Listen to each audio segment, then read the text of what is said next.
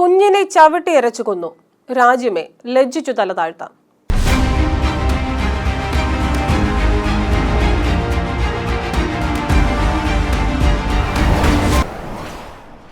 നമസ്കാരം, ജനശബ്ദം ന്യൂസിലേക്ക് സ്വാഗതം.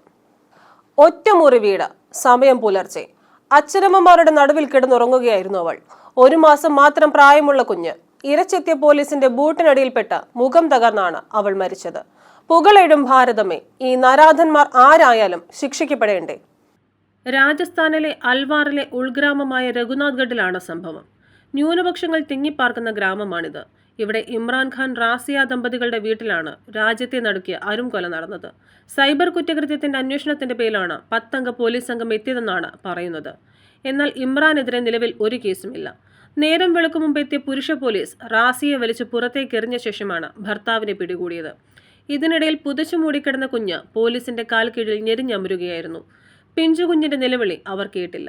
പൊന്നുമോൾ പിടഞ്ഞു മരിക്കുന്നത് നിസ്സഹായതയോടെ നോക്കി നിൽക്കേണ്ടി വന്ന മാതാപിതാക്കൾ.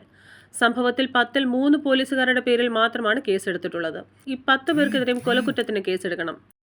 കേന്ദ്ര സംസ്ഥാന സർക്കാരുകൾ ഈ ക്രൂരതയ്ക്കെതിരെ ശക്തമായ നടപടി സ്വീകരിക്കണം. ന്യൂനപക്ഷങ്ങൾ തിങ്ങിപ്പാർക്കുന്ന ഇവിടെ പോലീസ് അതിക്രമം പതിവാണെന്ന് നാട്ടുകാർ പറയുന്നു. ദൈവമേ, ശത്രുക്കൾക്ക് പോലും ഈ ഗതി വരുത്തരുതേ. News desk, Janashabdam. ലോകപ്രസിദ്ധമായ ആറന്മുള കണ്ണാടി പരമ്പരാഗതമായി ചെയ്തുവരുന്ന ആറന്മുളയിലെ ഏക സ്ഥാപനം. കഴിഞ്ഞ 3 തലമുറകളായി വ്യത്യസ്ത രൂപത്തിൽ, ഭാവത്തിൽ, അത്യാകർഷകമായി ആറന്മുള കണ്ണാടി നിർമ്മിച്ചു നൽകുന്നു.